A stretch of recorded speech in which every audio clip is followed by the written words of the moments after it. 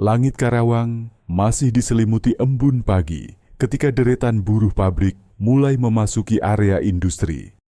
Wajah-wajah lelah tampak berjalan beriringan, sebagian mengobrol pelan, sebagian lagi hanya menunduk, bersiap menghadapi jam kerja yang panjang.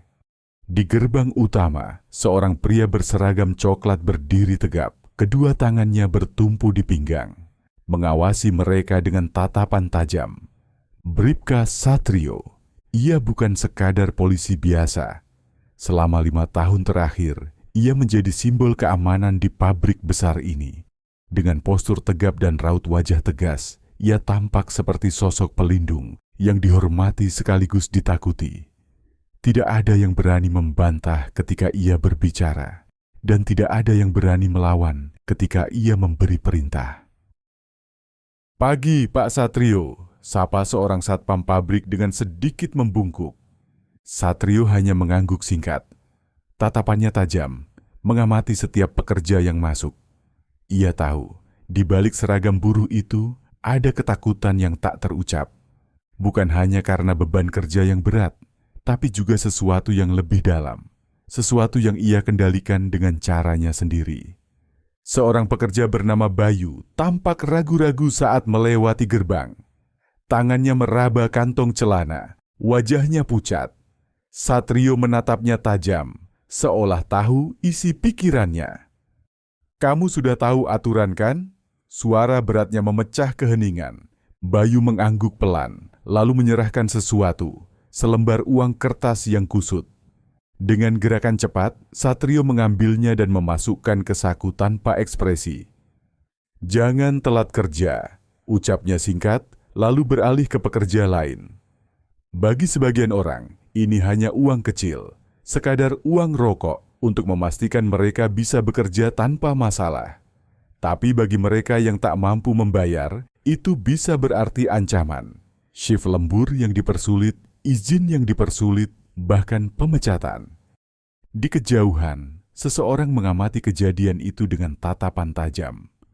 Anita, kepala HRD, berdiri di balik jendela kantornya, menyaksikan semuanya dengan ekspresi dingin. Ia sudah lama mendengar desas-desus tentang pungutan liar ini, tetapi belum memiliki bukti yang cukup untuk bertindak. Namun pagi ini, sesuatu dalam dirinya berkata bahwa waktunya sudah dekat. Di ruangan kantornya, Anita mengetuk-ngetukkan jemarinya ke meja. Tatapannya kosong, pikirannya masih dipenuhi dengan kejadian pagi tadi. Ia sudah lama mencurigai adanya pungutan liar di lingkungan pabrik, tetapi baru kali ini ia melihatnya secara langsung. Bribka Satrio.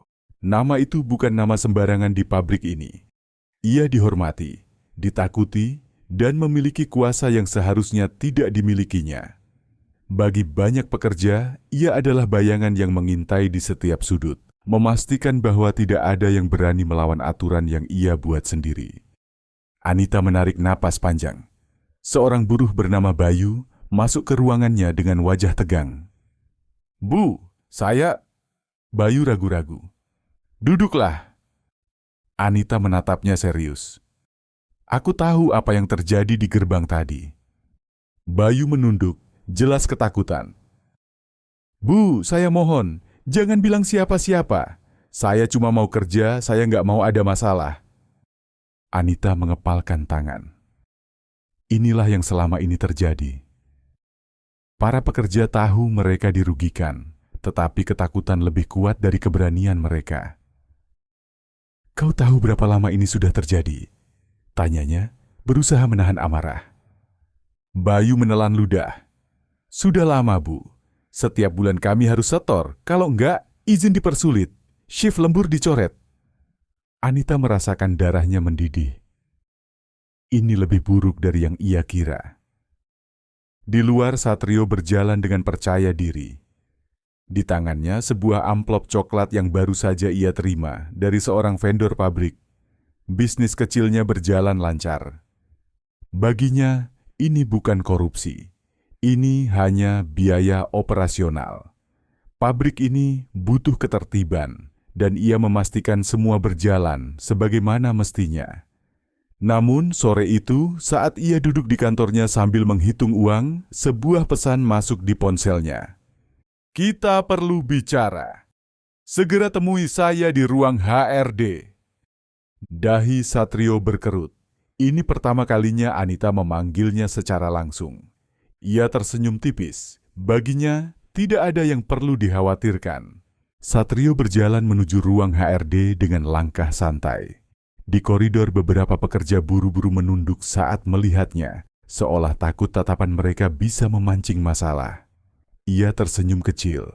Rasa hormat bercampur ketakutan itu adalah sesuatu yang ia nikmati. Saat sampai di depan pintu, ia mengetuk pelan lalu masuk tanpa menunggu jawaban. Di dalam, Anita sudah duduk dengan postur tegak. Wajahnya datar, tetapi matanya penuh kewaspadaan. Ia tidak langsung berbicara, membiarkan ruangan itu dipenuhi keheningan yang menegangkan. Satrio menyandarkan tubuhnya ke kursi, menyilangkan tangan di dada. "Ada apa, Bu Anita?" Tanyanya dengan nada tenang, seolah sudah tahu arah pembicaraan ini. Anita menatapnya lekat-lekat sebelum akhirnya berbicara. "Saya ingin tahu, sejak kapan keamanan di pabrik ini berbayar?" Satrio tersenyum tipis. "Maksudnya, Bu?" Anita menyodorkan sebuah dokumen ke meja. "Keluhan dari pekerja. Ada pungutan liar yang dilakukan seseorang dengan seragam kepolisian, dan saya rasa Anda tahu siapa yang saya maksud." Satrio mengambil dokumen itu dan melirik sekilas. Ia menghela napas, lalu menyandarkan tubuhnya lebih santai. "Bu Anita, pabrik ini besar. Banyak orang yang ingin cari celah. Saya hanya memastikan semuanya berjalan lancar. Anda pasti paham, kan? Lancar? Atau tertutup rapat supaya tidak ada yang berani melawan?" Suara Anita naik sedikit, tetapi masih terkontrol. "Saya tahu Anda memiliki kuasa, Pak Satrio. Tapi jangan salah, pabrik ini bukan milik Anda." Satrio tertawa kecil. "Dan apa yang akan Anda lakukan? Memecat saya?" Tatapan Anita dingin. "Saya akan melaporkan ini ke pihak yang lebih tinggi." Tawa Satrio langsung berhenti. Untuk pertama kalinya, ada sedikit ketegangan di wajahnya. Namun, ia segera menutupinya dengan senyum sinis. "Lapor saja," katanya sambil bangkit dari kursinya. "Tapi ingat, Bu, pabrik ini butuh keamanan. Anda pikir bisa menjalankan tempat ini tanpa saya?" Ia berjalan keluar tanpa menunggu jawaban. Tetapi jauh di dalam hatinya, ia tahu ini adalah awal dari sesuatu yang besar. Di luar ruangan, Bayu dan beberapa pekerja yang lain melihatnya dengan takut-takut. Mereka tidak tahu apa yang terjadi di dalam sana, tetapi mereka bisa merasakan hawa dingin yang mengiringi kepergiannya. Sementara itu, Anita menatap dokumen di depannya dengan rahang mengeras. Ia tahu apa yang harus dilakukan. Dan kali ini, ia tidak akan mundur. Malam itu, kantor HRD sudah sepi. Hanya ada Anita yang masih duduk di meja kerjanya, menatap layar komputer dengan ekspresi serius. Di hadapannya, berkas-berkas pengaduan dari pekerja tertata rapi. Bukti yang ia kumpulkan selama beberapa bulan terakhir kini sudah cukup kuat. Tangannya sedikit gemetar saat ia meraih ponsel. Ini bukan keputusan kecil. Melaporkan seorang anggota kepolisian, apalagi yang memiliki pengaruh seperti Bribka Satrio, bukan hal yang bisa dilakukan sembarangan. Namun, jika ia membiarkan ini terus terjadi, tidak akan ada yang berubah. Ia menarik napas dalam, lalu mengetik pesan. "Kepada Bapak Kapolda, saya ingin melaporkan adanya dugaan pungutan liar yang dilakukan oleh seorang anggota kepolisian yang bertugas di pabrik kami. Saya memiliki bukti dan kesaksian dari para pekerja. Mohon waktu untuk bertemu secara langsung." Jari-jarinya berhenti di atas tombol kirim. Hatinya ragu sejenak, tetapi bayangan wajah para pekerja yang setiap hari hidup dalam ketakutan membuatnya mantap. Pesan terkirim. Di tempat lain, Satrio duduk di sebuah warung kopi tak jauh dari pabrik. Beberapa anak buahnya dari satuan keamanan duduk mengelilinginya, tertawa dan berbincang. Ia sendiri tampak santai, menyeruput kopinya dengan mata yang tajam, mengamati pekerja yang masih melintas di sekitar area pabrik. Namun pikirannya terus kembali pada pertemuannya dengan Anita tadi siang. Perempuan itu terlalu berani, dan orang yang berani biasanya tidak bertindak tanpa alasan. Ia membuka ponselnya, mengetik sesuatu di grup kecil yang berisi beberapa orang kepercayaannya.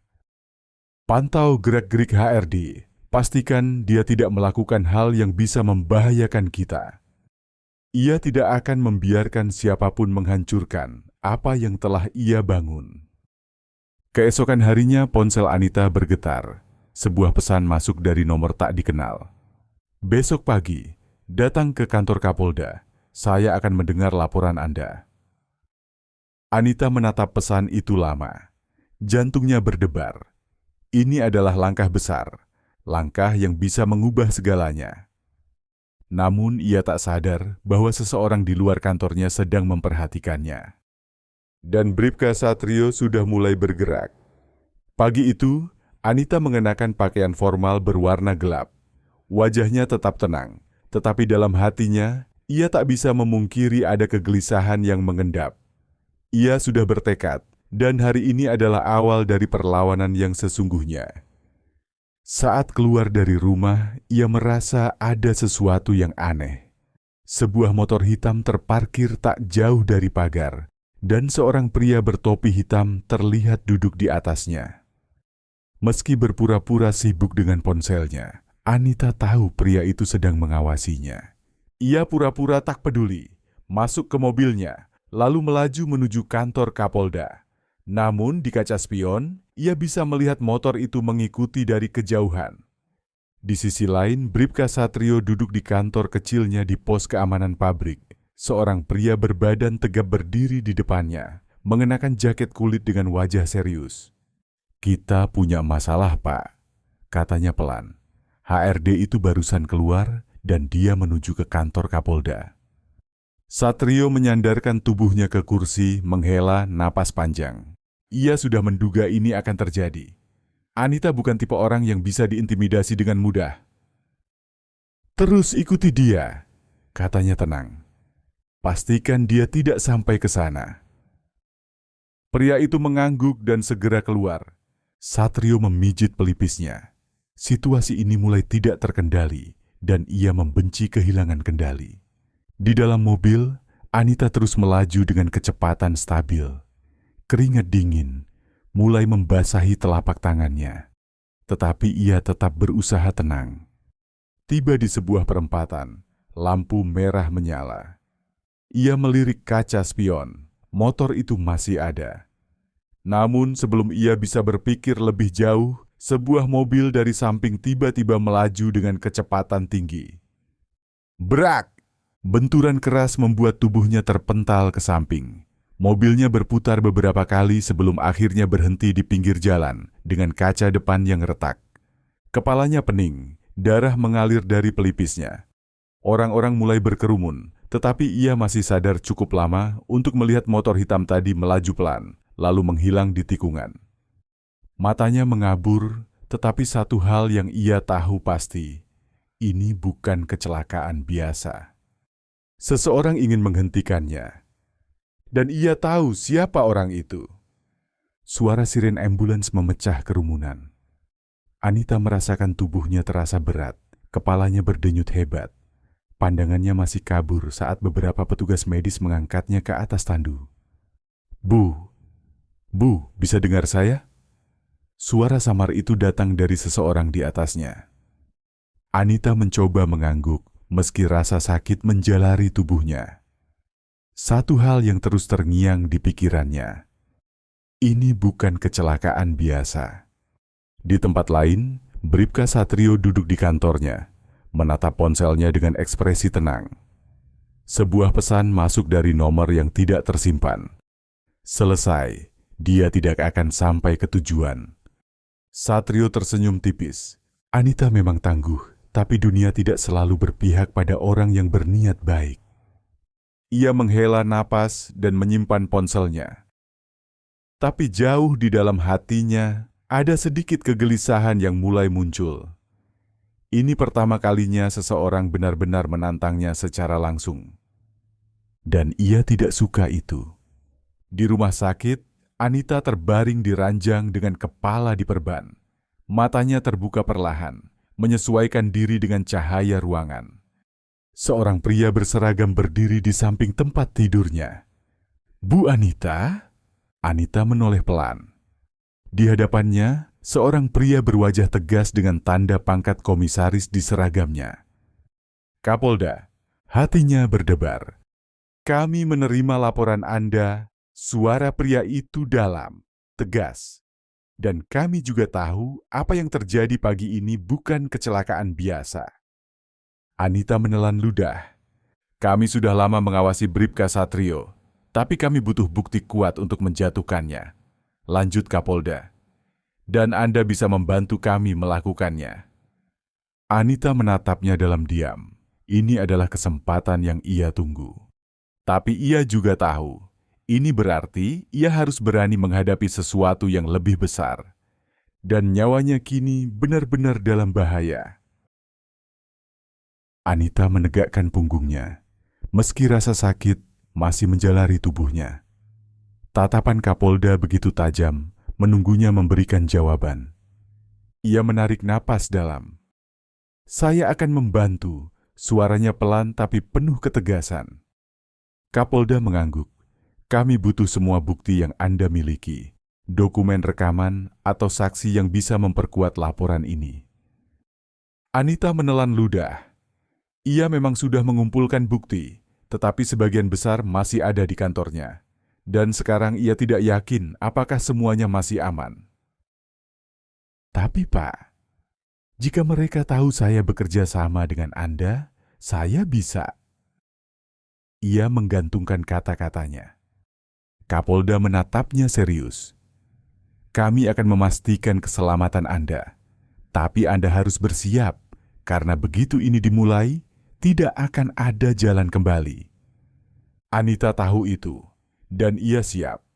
Sementara itu di pos keamanan pabrik, Bribka Satrio duduk dengan wajah sedikit tegang. Sejak pagi, ia belum mendapat kabar terbaru tentang kondisi Anita setelah kecelakaan itu. Pintu pos terbuka, seorang anak buahnya masuk dengan wajah cemas. "Bos, ada yang enggak beres." Satrio menoleh tajam. "Apa?" Orang-orang Kapolda mulai berkeliaran di sekitar pabrik. Mereka seperti mengawasi sesuatu. Satrio mengepalkan tangan. Ia tahu arti dari ini semua. Anita belum menyerah. "Sial." Ia berdiri, menarik napas panjang. Situasinya mulai berubah. Jika Kapolda sudah turun tangan, maka ini bukan lagi permainan kecil. Satu hal yang pasti, ia harus bergerak lebih cepat sebelum semuanya terlambat. Di rumah sakit, Anita menerima ponselnya dari seorang petugas. Layarnya menyala dengan sebuah pesan baru dari nomor tak dikenal. "Berhenti sekarang, atau kau tidak akan selamat lain kali." Darahnya berdesir. Mereka tahu. Mereka sedang mengawasinya. Tapi kali ini, ia tidak akan mundur. Anita menatap layar ponselnya lama. Pesan ancaman itu masih terbuka. Seolah mengingatkannya bahwa setiap langkah yang ia ambil kini penuh bahaya. Namun bukan berarti ia akan mundur. Ia menoleh ke arah Kapolda yang masih berdiri tegak di samping tempat tidurnya. "Mereka tahu saya melaporkan ini." Suaranya datar, tapi sorot matanya penuh keteguhan. Kapolda mengangguk pelan. "Kami sudah menduganya. Itu sebabnya kita harus bergerak cepat." Anita menarik napas dalam. "Apa rencana kita?"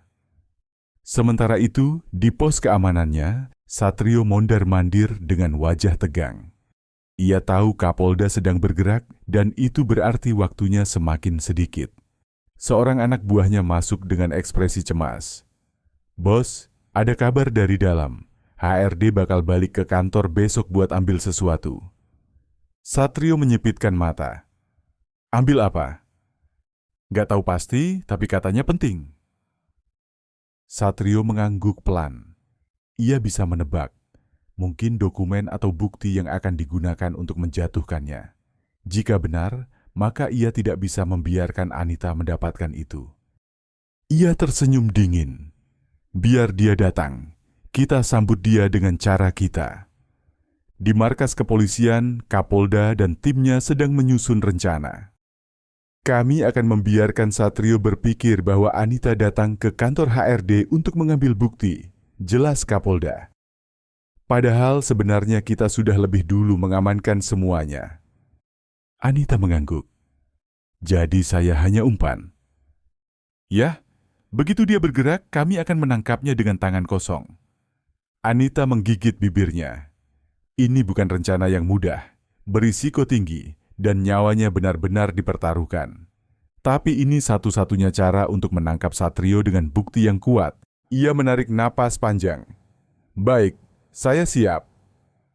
Kapolda menatapnya dengan bangga. Jangan khawatir, kami tidak akan membiarkan Anda sendirian. Esok harinya, di depan kantor pabrik, sebuah mobil berhenti. Anita keluar dengan langkah hati-hati, sementara di kejauhan, Satrio sudah memperhatikannya dengan senyum penuh rencana. Selamat datang di permainan terakhir kita, Bu Anita. Anita melangkah memasuki kantor HRD dengan jantung berdebar. Ia tahu, di balik ketenangan yang tampak, ada bahaya yang mengintainya. Di tempat lain, Satrio mengamati dari kejauhan, menyeringai. Hari ini, ia akan memastikan Anita tidak pernah bisa bicara lagi. Dari balik meja keamanan, seorang pria berbadan tegap memberi isyarat halus kepada dua orang lainnya. Mereka paham maksudnya. Begitu Anita masuk lebih dalam, mereka akan bergerak. Di dalam kantor, Anita pura-pura mencari dokumen di meja kerjanya. Setiap detik terasa lama, dan rasa tegang menyelimuti tubuhnya. Tiba-tiba, ia mendengar suara langkah kaki mendekat. Jantungnya berdegup lebih cepat. Lama sekali, Bu. Suara berat terdengar dari belakangnya. Anita berbalik. Satrio. Ia berdiri di ambang pintu dengan tatapan dingin. Dua anak buahnya berdiri tak jauh di belakang, siap bertindak kapan saja. Anita menelan ludah. Ia harus tetap tenang. Saya hanya mengambil beberapa berkas penting. Satrio terkekeh pelan. Berkas penting? Atau bukti untuk menjebloskan saya ke penjara? Anita diam. Ia tahu berbohong tidak akan ada gunanya. Satrio berjalan mendekat, suaranya semakin rendah. Saya sudah beri peringatan, Bu Anita, tapi Anda tetap nekat. Anita mundur selangkah, matanya melirik sekeliling. Ia tahu Kapolda dan timnya sedang mengawasi, tapi mereka belum bisa bertindak. Ia harus menahan diri, menarik waktu lebih lama. Satrio mendekat, matanya menyipit. Saya tidak suka orang yang mengkhianati saya. Ia memberi isyarat dan dua anak buahnya mulai melangkah maju. Namun, sebelum mereka bisa berbuat sesuatu, duar! Suara letusan senjata api menggema, diikuti suara teriakan. Satrio tersentak, menoleh ke jendela. Tim Kapolda telah mengepung kantor. Kami dari kepolisian, jangan bergerak. Suara dari luar menggelegar. Satrio menggertakkan giginya. Mereka telah dijebak. Anita segera mundur ke arah pintu. Sementara Satrio menarik pistol dari balik jaketnya. Ia tidak akan menyerah semudah itu. Ambil dia, perintahnya. Anita berlari keluar secepat mungkin, sementara suara baku tembak mulai terdengar di belakangnya. Napasnya memburu. Ia harus keluar sebelum keadaan semakin memburuk. Namun baru beberapa langkah, sebuah tangan kuat menariknya ke dalam ruangan lain. Anita menoleh, wajahnya memucat. Satrio, dengan pistol mengarah tepat ke kepalanya. Anita menelan ludah. Dingin ujung pistol Satrio menempel di pelipisnya. Napasnya memburu, jantungnya berdegup kencang. Di luar, suara baku tembak masih terdengar. Kapolda dan timnya tengah berusaha menaklukkan anak buah Satrio. Tapi di dalam ruangan sempit ini, Hanya ada ia dan pria yang kini menatapnya penuh amarah. "Kau pikir bisa menjebakku semudah itu?" Suara Satrio penuh kebencian. Anita diam, mencoba menenangkan pikirannya. Ia tahu satu hal, Satrio sedang terpojok dan orang yang terpojok bisa melakukan apa saja. "Lepaskan pistolmu, Satrio," Anita berkata pelan. "Ini sudah berakhir." Satrio terkekeh sinis. "Berakhir? Kau pikir aku akan membiarkan diriku di penjara begitu saja?" Tiba-tiba, ia menarik lengan Anita dengan kasar, menyeretnya menuju pintu belakang ruangan. Anita berusaha memberontak, tapi genggamannya terlalu kuat. "Jangan mencoba macam-macam," bisik Satrio. "Atau aku tembak kau di tempat." Mereka melewati lorong belakang kantor, menuju pintu darurat yang jarang digunakan. Satrio melirik sekeliling. Ia tahu waktu semakin sempit, tapi ia masih punya kesempatan untuk melarikan diri. Di luar, Kapolda berteriak melalui pengeras suara. "Satrio, kau sudah terkepung. Letakkan senjatamu dan menyerahlah." Namun tak ada jawaban. Seorang anggota timnya mendekat. "Pak, kamera keamanan menunjukkan dia menuju pintu belakang. Dan dia membawa Anita." Kapolda mengertakkan giginya. Satrio mencoba menggunakan Anita sebagai tameng. "Siapkan tim, kita cegat dia." Di belakang gedung, Satrio keluar dengan Anita di depannya, masih dalam genggaman erat. Pistolnya kini mengarah ke pelipis wanita itu. Beberapa polisi sudah bersiaga, senjata mereka terarah ke Satrio. "Lepaskan dia, Satrio," teriak salah satu polisi. "Jangan mendekat atau aku tembak dia." Satrio membalas dengan suara penuh emosi.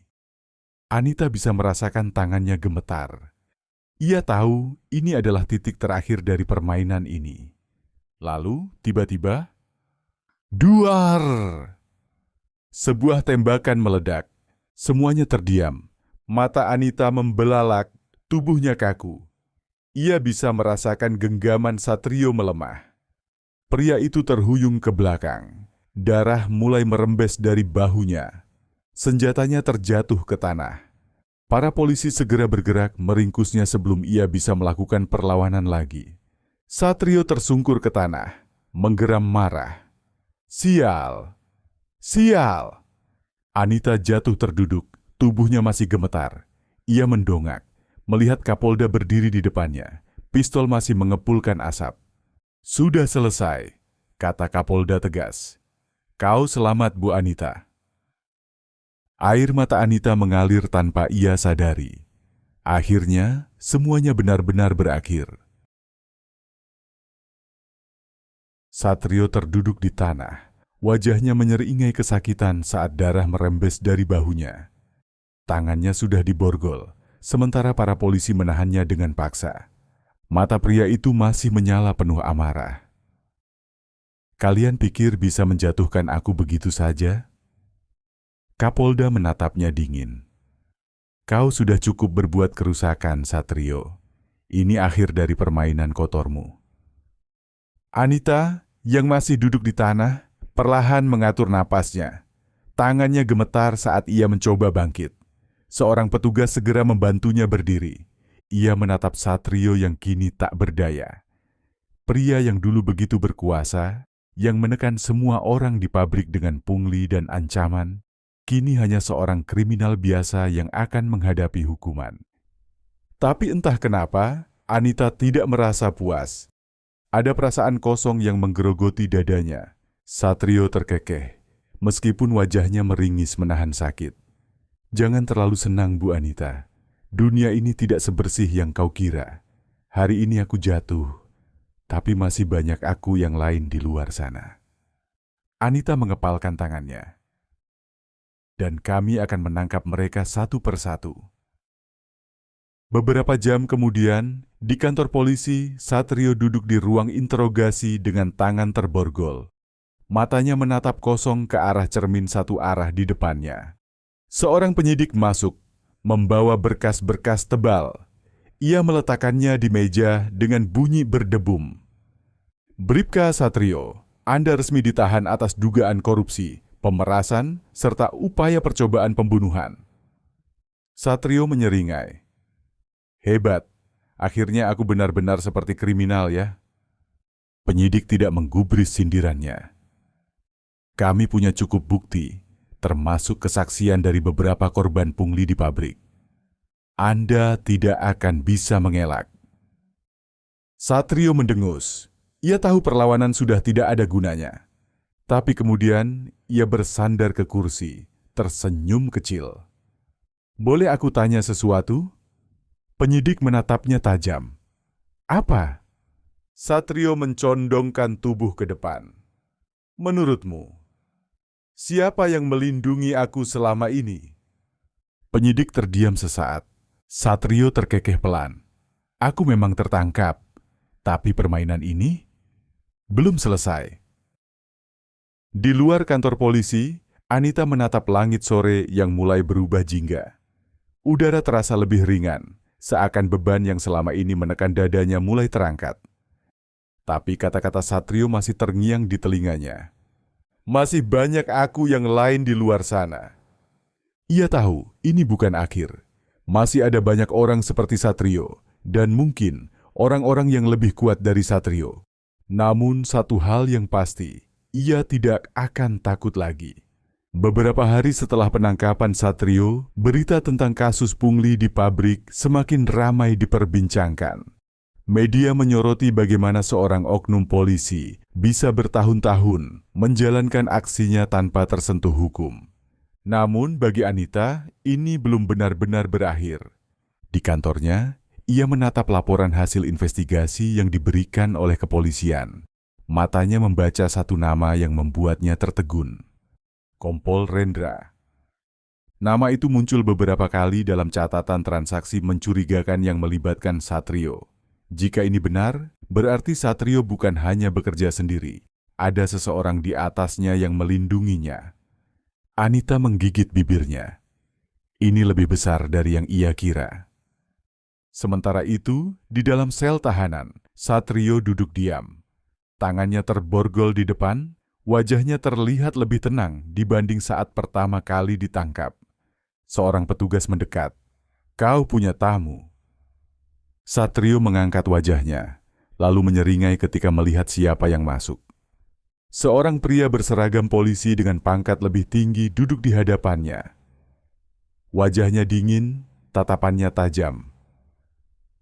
"Kau membuat masalah besar, Satrio." Suara pria itu terdengar rendah, nyaris berbisik. Satrio tertawa kecil. "Aku hanya melakukan apa yang harus kulakukan." Pria itu menatapnya tajam. "Dan sekarang namaku muncul dalam laporan." Satrio mengangkat bahu. "Bukan salahku kalau mereka menemukan jejakmu."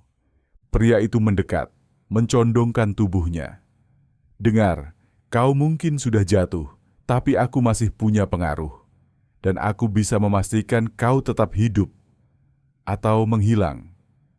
Satrio menatapnya, matanya menyipit. "Apa yang kau mau?" tanyanya. Pria itu tersenyum tipis. "Buat kesepakatan, jangan seret nama-nama lain. Biarkan kasus ini berhenti di kamu." Satrio terdiam. Ia tahu ini adalah ujian terakhirnya. Jika ia bicara, ia bisa saja dibungkam selamanya. Tapi jika ia diam, mungkin ada kesempatan untuk bertahan. Di tempat lain, Anita bertemu dengan Kapolda di sebuah ruangan tertutup. "Kami menemukan indikasi ada orang yang lebih tinggi dalam jaringan ini," kata Kapolda serius. "Tapi kita butuh bukti kuat." Anita mengangguk. "Kalau begitu kita harus bergerak cepat. Satrio mungkin akan diam, tapi kita bisa mencari cara lain." Kapolda menatapnya. "Ini lebih berbahaya dari yang kau bayangkan, Bu Anita." Anita menarik napas dalam. "Saya tahu, tapi saya tidak akan mundur." Di luar sana, bayang-bayang kekuasaan masih mengintai. Permainan ini belum selesai. Di dalam ruangan interogasi, Satrio duduk diam. Matanya menatap kosong ke cermin satu arah di depannya. Beberapa hari telah berlalu sejak penangkapannya, namun ia tetap bungkam. Di balik cermin itu, Kapolda dan timnya memperhatikan. Anita berdiri di samping mereka, mengamati setiap gerak-gerik Satrio. Dia tidak akan bicara, ujar salah satu penyidik. Kapolda menyilangkan tangan. Dia menunggu sesuatu atau seseorang. Anita mengingat pertemuan singkatnya dengan Kapolda sebelumnya. Mereka yakin ada orang yang lebih kuat di balik semua ini. Dan kini, nama Kompol Rendra menjadi petunjuk utama mereka. Tidak ada waktu untuk menunggu, kata Anita akhirnya. Kalau kita tidak bergerak lebih cepat, bukti-bukti bisa saja dihilangkan. Kapolda mengangguk, lalu memberi isyarat kepada timnya. Siapkan surat perintah. Kita akan mendatangi rumah Kompol Rendra. Malam itu, 2 mobil polisi berhenti di depan sebuah rumah mewah di kawasan elit Jakarta. Anita ikut dalam operasi ini, duduk di dalam mobil bersama Kapolda. Kalau dia memang terlibat, kita harus menangkapnya dengan bukti kuat, kata Kapolda. Tim mulai bergerak, mengetuk pintu dengan keras. Tuan Rendra, kami dari kepolisian buka pintu. Tak ada jawaban, namun lampu di dalam rumah masih menyala. Beberapa detik kemudian, suara tembakan terdengar dari dalam rumah. Dor, dor! Tim langsung merangsek masuk. Anita ikut turun dari mobil, jantungnya berdegup kencang. Di dalam rumah, mereka menemukan Kompol Rendra tergeletak di lantai, pistol masih tergenggam di tangannya. Darah mengalir dari pelipisnya. Anita menutup mulutnya terkejut. Kapolda menghela napas panjang. Dia memilih bunuh diri sebelum kita bisa menginterogasinya. Salah satu penyidik menggeleng. Atau mungkin dia dibuat untuk bungkam. Anita merasa ada sesuatu yang lebih besar dari ini semua. Kompol Rendra mungkin telah tiada, tapi siapa yang berada di atasnya? Satrio benar, permainan ini belum selesai. Anita berdiri terpaku di depan rumah mewah yang kini menjadi lokasi kejadian perkara. Kompol Rendra telah tiada, tetapi misteri ini justru semakin gelap. Kapolda menghela napas panjang. Ini bukan kebetulan. Dia lebih memilih mati daripada berbicara. Seorang penyidik mendekat. Pak, kami menemukan sesuatu di ruang kerja Rendra. Anita dan Kapolda segera masuk. Di atas meja kerja Rendra terdapat sebuah amplop coklat yang ditinggalkan begitu saja. Kapolda membukanya perlahan, lalu menarik isinya, sejumlah dokumen dan sebuah flash drive. Anita menatap layar laptop saat penyidik mulai membuka isi flash drive itu. Beberapa folder berisi laporan transaksi mencurigakan muncul. Salah satunya bertuliskan Operasi Satrio. Mereka membuka file tersebut. Nama-nama baru muncul, dan salah satunya membuat Anita merasakan hawa dingin menjalari tubuhnya. Irjen Sutopo, Kapolda mendengus. Astaga, ini lebih buruk dari yang kita kira. Irjen Sutopo adalah salah satu petinggi kepolisian yang sangat berpengaruh. Jika namanya ada dalam dokumen ini, berarti kasus pungli di pabrik hanyalah puncak dari gunung es. Dia bukan hanya membiarkan Satrio dan Rendra menjalankan aksi mereka, ujar Anita pelan. Dia mungkin adalah dalang utamanya. Kapolda mengepalkan tangan. Kita butuh bukti lebih kuat. Jika ini sampai bocor sebelum waktunya, kita bisa dalam bahaya. Sementara itu, di dalam selnya Satrio menerima sebuah pesan rahasia dari seorang sipir. Kau akan segera bebas. Kata sipir itu dengan suara rendah. Orang besar tak akan membiarkanmu membusuk di sini. Satrio menyeringai. Ia tahu ini belum berakhir. Permainan baru saja dimulai. Malam itu, hujan turun deras di Jakarta. Di dalam kantor kepolisian, Anita dan Kapolda duduk dalam keheningan, menatap layar laptop yang menampilkan data dari flash drive. Nama Irjen Sutopo terhubung dengan beberapa transaksi mencurigakan. Bukan hanya pungli di pabrik, tapi juga kasus-kasus lain yang lebih besar. Anita menggigit bibirnya. Jika ini benar, maka kita sedang menghadapi seseorang dengan kekuatan besar. Kita bisa jadi target berikutnya.